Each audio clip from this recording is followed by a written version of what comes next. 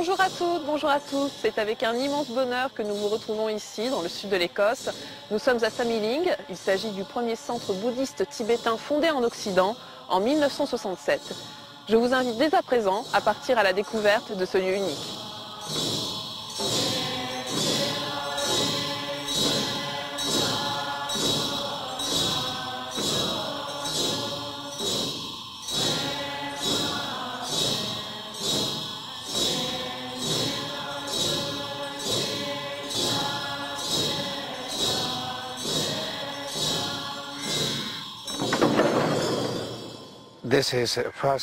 C'est la première maison que nous avons eue en 1967. Elle s'appelle Johnston House. Et il y avait déjà une communauté bouddhiste ici. Mon souvenir, c'est que c'était un endroit très paisible, très calme, mais aussi très froid et très humide. J'aimais la tranquillité et le silence, mais je n'aimais pas beaucoup l'humidité et le froid.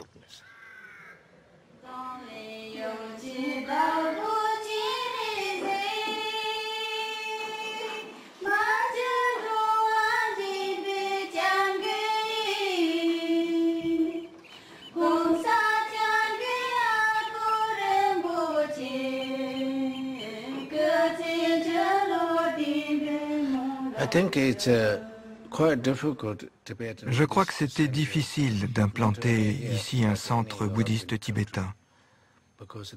Pas seulement ici, mais en Occident, parce qu'il n'y en avait pas avant 1967. Et en plus, ici, dans ces régions montagneuses, à Esklademere, la difficulté n'était pas seulement de fonder un centre bouddhiste tibétain, mais déjà de ne pas être de la région et d'être accepté. Parce que c'est une région rurale, où peu de gens venaient de l'extérieur et qui vivaient repliés sur elle-même. Aussi, pendant les premières années, il y a eu beaucoup d'incompréhension et de difficultés.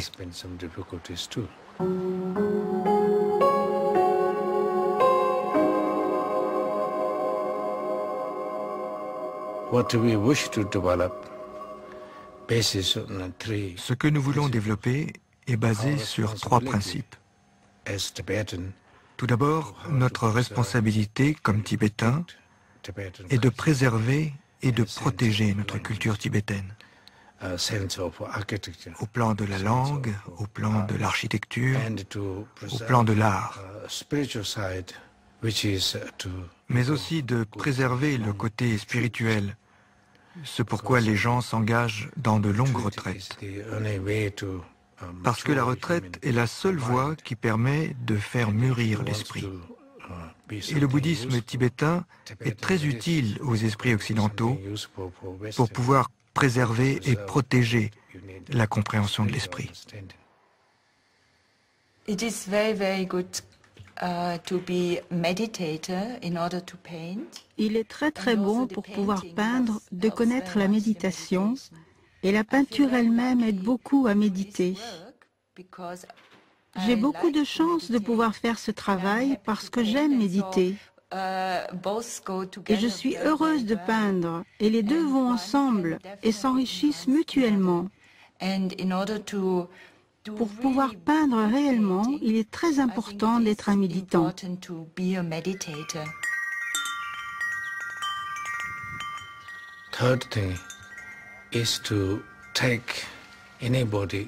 Enfin, la dernière chose essentielle est d'aider les autres, qu'ils soient intéressés ou pas par le bouddhisme tibétain, de les aider sur un plan physique, sur un plan mental ou sur un plan humanitaire. Tout ce qui peut aider autrui est essentiel.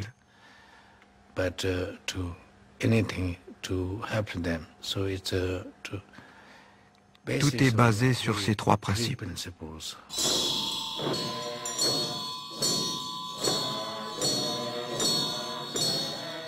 On ne savait pas du tout si le bouddhisme allait vraiment prendre place en Europe, s'il fallait beaucoup agrandir, si au contraire c'était juste un moment qui allait passer.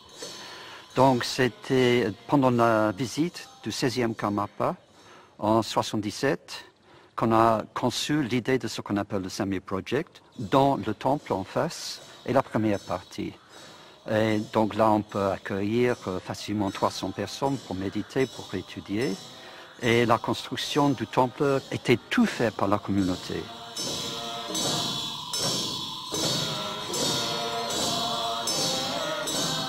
L'idée, c'est traditionnel, mais la construction, c'est moderne. Et la grande différence avec les choses au Tibet, c'est qu'au Tibet, il faisait si froid, ils avaient très peu de fenêtres.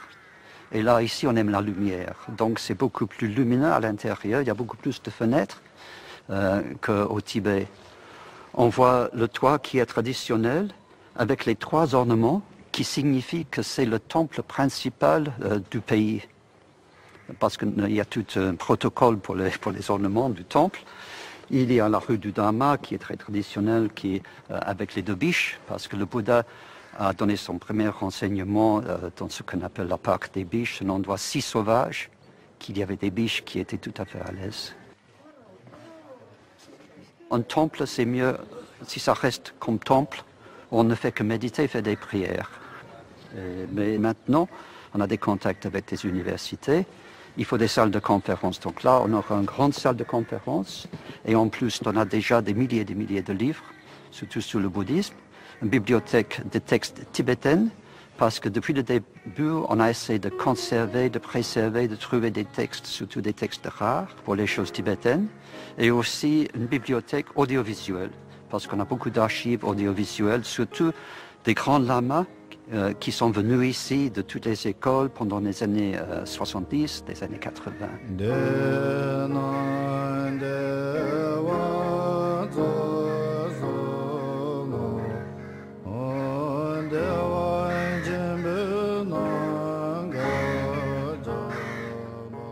C'est à partir de ce lieu de retraite et d'études que s'est répandu le bouddhisme tibétain en Europe et aux États-Unis. Il a été fondé par Chögyam Trungpa et Akong Rinpoche. Ces 2 grands maîtres ont fui le Tibet pour l'Inde en 1959, avant d'arriver en Écosse.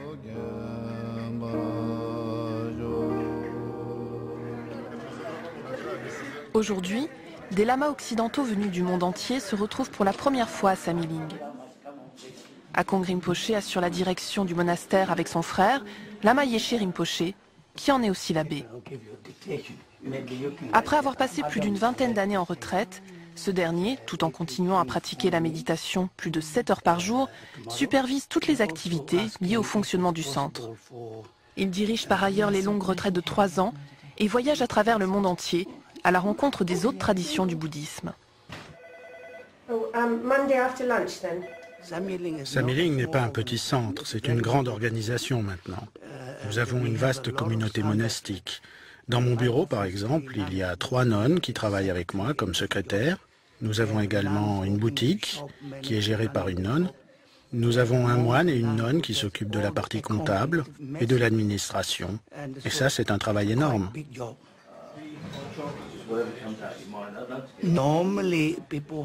Les gens veulent nous voir essentiellement parce qu'ils ont des problèmes affectifs, émotionnels. Il y a des gens qui ont des problèmes d'alcool, d'addiction aux drogues. Et en fait, j'ai acquis une certaine réputation maintenant pour aider les jeunes qui ont des problèmes d'alcool et de drogue. Il y a beaucoup de jeunes qui viennent d'un peu partout, notamment des États-Unis, du Canada. Je les aide à surmonter ces problèmes et à sortir de leurs addictions. Mais en fait, toutes nos activités ici ont grandi de manière extraordinaire. Le développement est si rapide. Maintenant, nous organisons des cours pour l'enseignement de mindfulness, la pleine conscience, ce qui fait qu'il y a des gens qui viennent régulièrement pour suivre des cours ici tous les week-ends.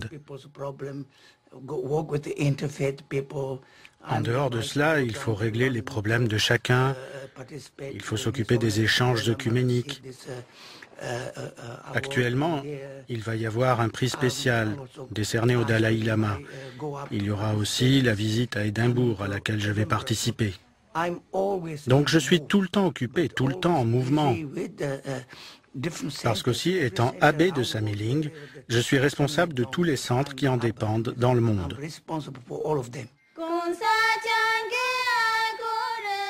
Akong Rinpoché, lui-même médecin tibétain, a décidé de dédier ce jardin à la déité Tara. Celui-ci, en cours de réalisation, est consacré à la préservation d'herbes médicinales tibétaines. Ces herbes médicinales ont été choisies par les médecins tibétains qui étudient à Édimbourg. Elles viennent toutes des régions himalayennes.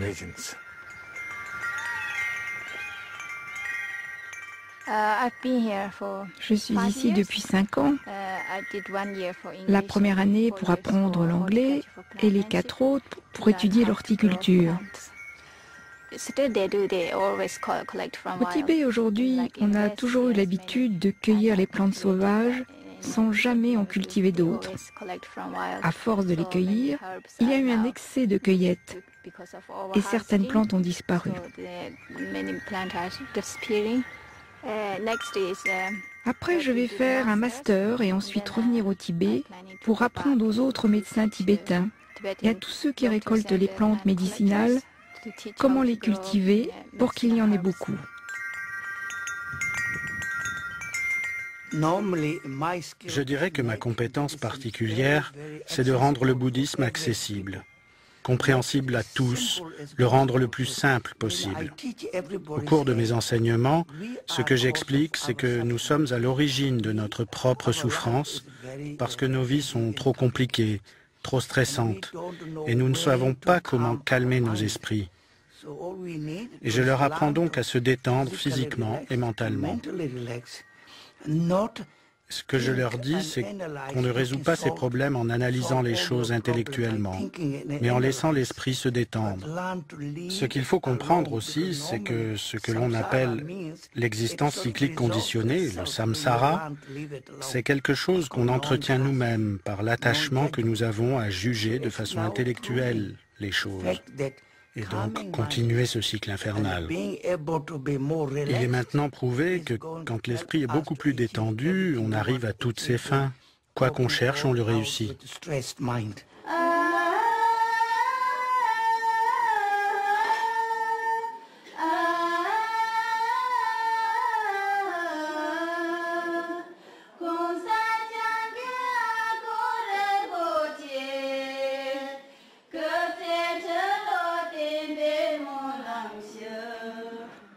Akong Rinpoché est quelqu'un qui a vraiment des grandes qualités et je pense que ce n'est pas du tout le hasard que c'était lui qui était cofondateur du premier centre tibétain en Occident.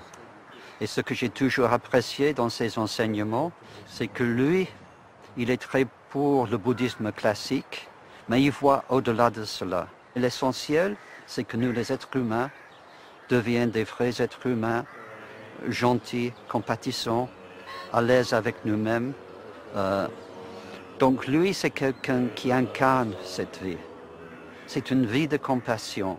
Akong Rinpoché, vraiment, c'est comme un Bouddha vivant, mais caché derrière un écran d'humilité. C'est formidable.